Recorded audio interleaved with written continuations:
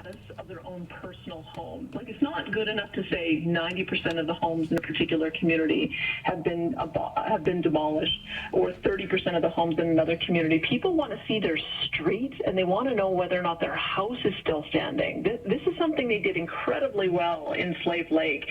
Within 5 days, they had posted on the boards of all of the evacuation centers, zone by zone, street by street mapping, where homes were either coded green, yellow, or red with no damage, minimal damage, or completely gone.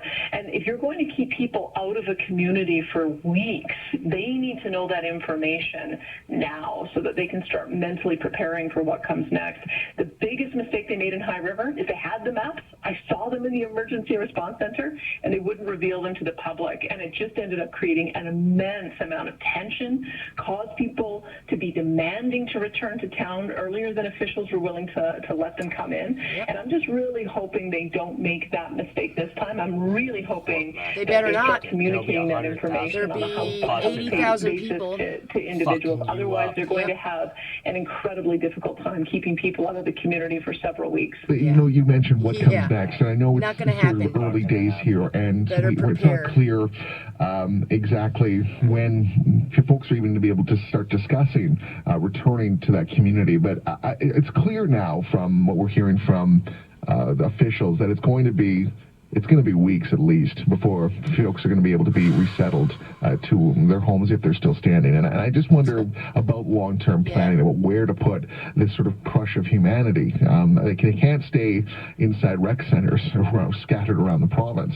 What do you think about this, Daniela? What are the options here for the province in order to house all these people? Well, I'm going to go out on a limb here and say that if they try to keep people out of the community for weeks, they are going to face a situation they're not going to be able to control. Exactly. Just looking at the past two events, Slave Lake, they talked about people being out for weeks.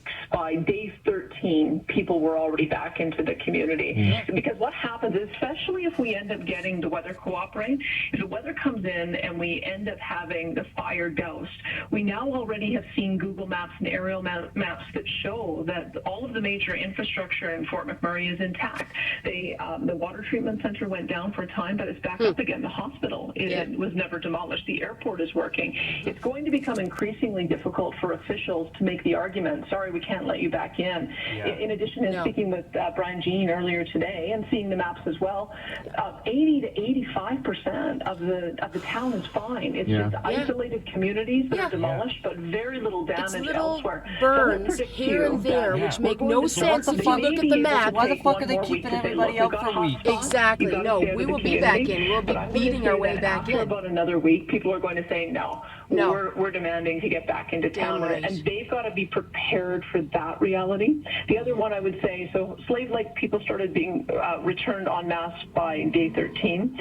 In High River, it was day 9. And tensions were really high by the time we got about a week in, because, of course, Mayor Nahatnenshi in Calgary had managed things completely differently. He allowed people to return their homes within 3 to 4 days.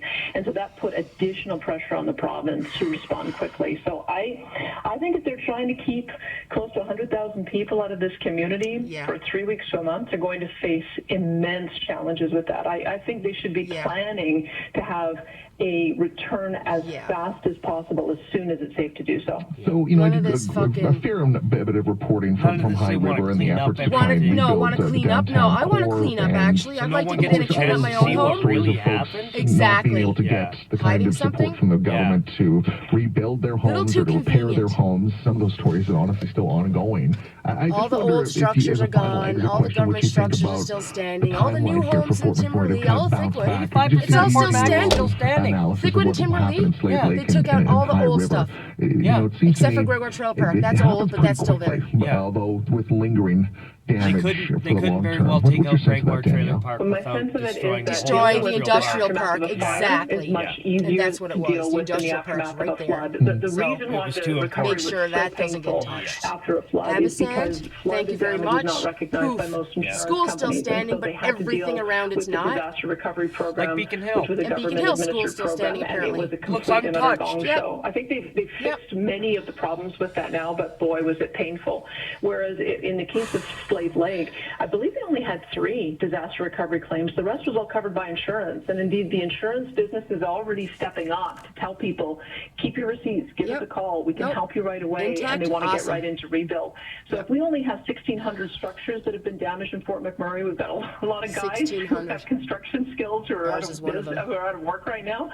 I'm going to predict that with the combination of having insurance be able to manage the funding side of this. A lot of Fort McMurray people out of work right now. How about you give us work and clean up? We'll clean up our own city. Well, everybody, not even construction. Everybody. I'm not a construction worker, but like she's saying, we can go back in a week and clean up, fire the city up, yeah, and have it function while we're cleaning up. Exactly. Everything else will function except for us who lost our homes. Let everybody back, and we'll figure it out. 1,600 to 2,000 structures that were lost. That's only 3,000 to 4,000 fucking people that lost their fucking homes. Exactly. Yeah. The fuck are they doing? Don't know.